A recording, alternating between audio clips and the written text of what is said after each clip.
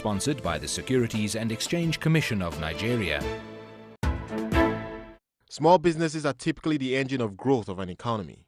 Studies have shown that small and medium-sized enterprises account for as much as 55% of GDP and over 65% of employment in high-income countries.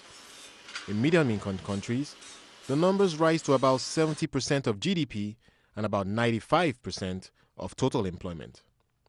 However, recent studies on the Nigerian economy indicate that SMEs account for less than 55% of total economic output. This relatively low figure indicates the growth potential of small businesses in Nigeria and the need to support their growth. Nigerians are natural entrepreneurs, so we will have micro enterprise, small and medium scale enterprise created on a daily basis in Nigeria. I think what the issues are is that we're able to sustain them and grow them such that they become large, impactful businesses in our economy. And I think the way that the country is looking at it today is the right way forward. It's like an ecosystem. The government has made job creation one of its important goals, and everybody knows everywhere in the world what creates jobs is small and medium scale enterprise. It's the source of innovation. It's the source of new products. All over the world, small and medium scale enterprises are considered the engine of growth for any economy, and that is where you have the largest number of people that are employed, that are kept. So it's actually very critical to the economy. In most places, on average, they contribute about 65% of the GDP. Though, unfortunately, in these parts of the world, like in Nigeria, they contribute just about 45%.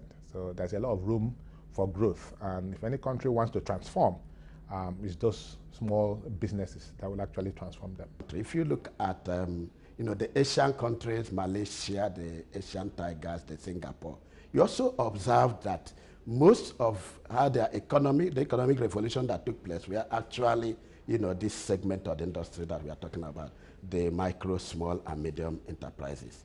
They have been the engine of growth. They have supported that. In Japan, you will get that. Even in US, you also see clearly that the Ford Motors, the General Motors, even the Apple computer, if you take it down to other segment of the economy, you will see clearly that the area we call the telecom areas, which is of course growing, you will be able to see that they are also supposed to be providing the equipments that will support this segment of the industry. The power holdings, if you drill it down, you also discover that these are the people that will also be involved in providing support in the areas of power generation. Emmanuel Ijewere is an example of a Nigerian that reflects the entrepreneurial spirit that drives the creation of new businesses. After a successful career as a chartered accountant, he set up Best Foods in 2003. He tells us that in 10 years he has weathered the storm of a difficult business environment to turn a business idea into an agro-based company with annual revenues in excess of 1 billion naira. Well, Best Food started as an accident. I'm a chartered accountant by profession, but I've been in the practice for over 35 years. And I was just thinking of what I'll be doing next. Because I told my partners that I was moving out into something new, but I was not sure what I was going into. Then by accident, I just stumbled into an occasion when I saw a lady, a professional corporate lady, in the evening after 6 o'clock buying meat from hawkers on my chest, fresh meat actually. I was really depressed about it. And then I asked myself the question, did she have a choice? And the answer to that was that she didn't have a choice, because we did not have avenues where decent meat could be sold, processed, slaughtered, processed, and sold. And I said, I now found where to go. We have places like Pack and Shop, ShopRite, Ebano. For the meat, we in fact slaughter for a company called Master Meats, who are the main contractor of franchisees of ShopRite for meat all over the world, but we now slaughter for them, and we also do some processing. But Best Foods' growth story is not what you'd typically associate with SMEs in Nigeria. Indeed, beyond access to capital, the relatively low impact of small businesses in the economy can be linked to a lack of skill and training. Most of the time, ownership is not separated from business. And that creates a model for people who would want to relate with SMEs. It makes them quite risky, and it makes them not bankable. So obviously, if an SME wants to approach the capital markets, either for debt or equity, it has to deal with these constraints. It has to basically reconfigure the way it works. It needs to translate from just being a business into an institution with proper corporate governance structures, a strategic plan, showing how it makes money and how it intends to do so for the next 5 years. Remember that when you go to the capital markets, you're looking for long-term capital. And they need to also have the right kind of processes, the right kind of people, basically a lot of structure that gives comfort to those that they will approach for funding. So there's very poor bookkeeping or accounting that goes on. Typically, when a bank wants to lend to any business, it has to look at their books to check whether you're actually credit-worthy or bankable, or whether your cash flows can support the money they're going to lend to you. So if there's no record of your cash flows, then it becomes very difficult for any bank to lend to you, or even if they wanted to lend to you, how much they're going to lend to you, or even if they knew how much to lend to you, how long they're going to give you the money, because all these are factors of your cash flow and the structure of that cash flow. Another one is the governance issues. And around this broad subject of governance is areas like risk factors, the key man risk. You find that most of these small businesses are also not very structured. So one man is the managing director, the same man the head of HR, the same man the accountant, the same man the marketing officer. So you have that key man risk in there. And most times the mortality rate of these businesses are very high. So if you look for the chief promoter, you can't find him, the business dies. So because of that key man risk that's usually inherent in these small businesses, most banks shy away from lending to them. Now, outside of that, you look at the environment too. You have to, apart from the relationship with financial institutions, you look at the core business that they do and the factor inputs into their businesses. So if you look at something like power, most of these small businesses require energy to carry out the operations. And of course, you know, Nigeria has serious issues around power, and we've been struggling with 4,300 megawatts of electricity in a population of 169, thereabout, million people, with population of MSMEs in Nigeria about 17.281 million. Even if they were households, you find that 4,000 megawatts cannot power them. So there are serious issues around power, and that has dragged down the capacity of these MSMEs. My biggest problem is getting the infrastructure and the personnel.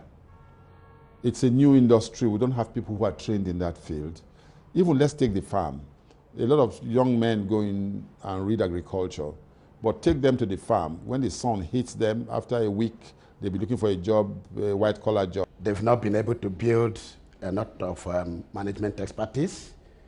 You see the person as Okeke & Sons, or building up enterprise and every other thing, resource around him. You don't see depth, you don't see breadth, you don't see them having pool of experienced people. Financing is a problem because our financial institutions and those in agribusiness don't understand each other. We speak two different languages. Short-term funds cannot work. High interest rate funds, expensive funds cannot work because food is such that you must grow it as efficiently as possible, and the margin must be small but consistent. By their very nature, most of them are unstructured. At best, they're semi-structured. And to a very large degree, you do not find things like corporate governance structures and processes. You do not find professional management. Neither do you even find any attempt to organize the business deliberately to provide it with what you call strategic management. Most businesses that are SMEs in a recent baseline study that was done don't even have business plans.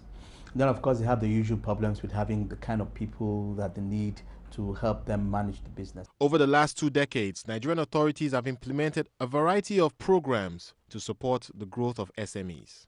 Central Bank established the SMAE, the Small Medium Enterprise Equity Investment Fund, where banks are expected to set aside 10% of their profit after tax for this segment of the industry, and also to involve in equity participation.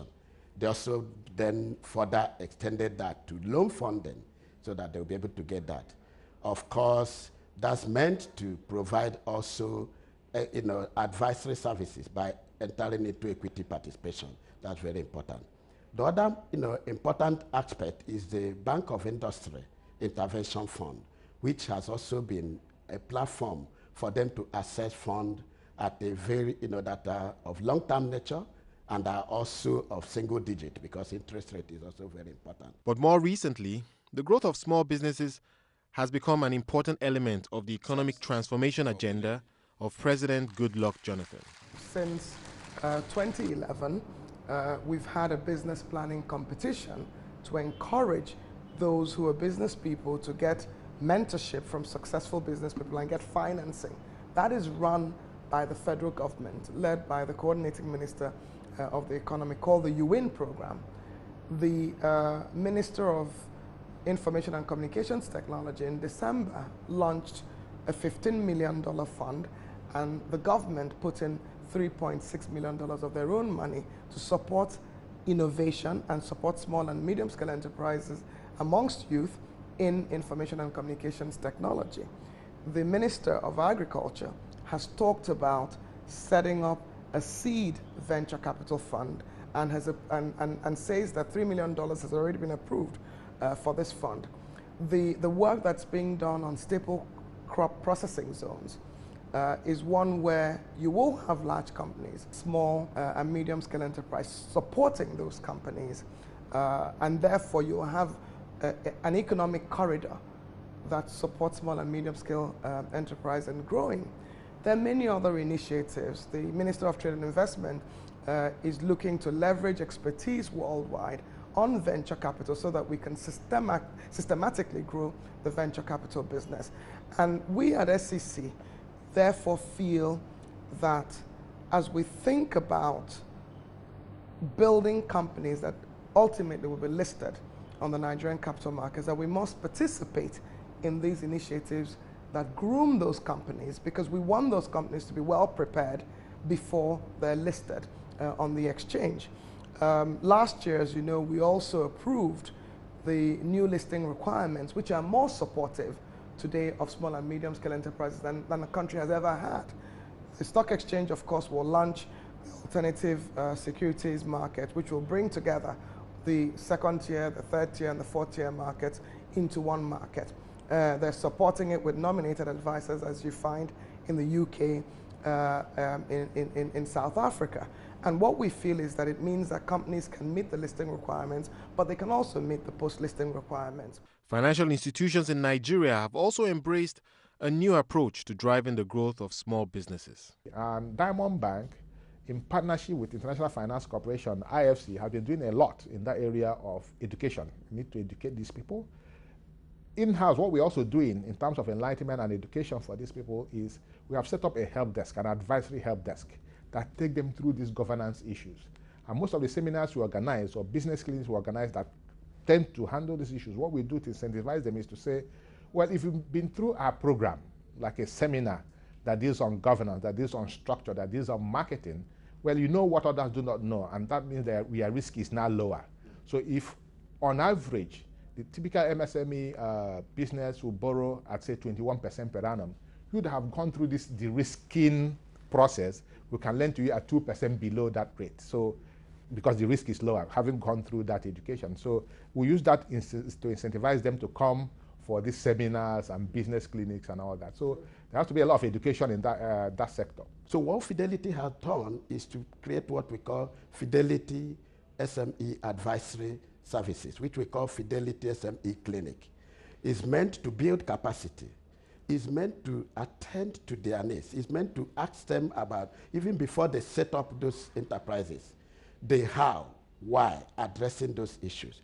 Help them, to understand the implication of even entering those areas. Even the funding that they want to start with, is it sufficient for them to go into their places? What are the perennial risks involved in taking all of this? We have what we call the Enterprise Development Center. And at this Enterprise Development Center, we avail SMEs the opportunity of business advisory services in the various functional areas. Access to capital remains a common challenge limiting the growth of many SMEs in Nigeria. After the break, we delve into ongoing initiatives designed to promote the capital market as a source of long-term financing for growth businesses.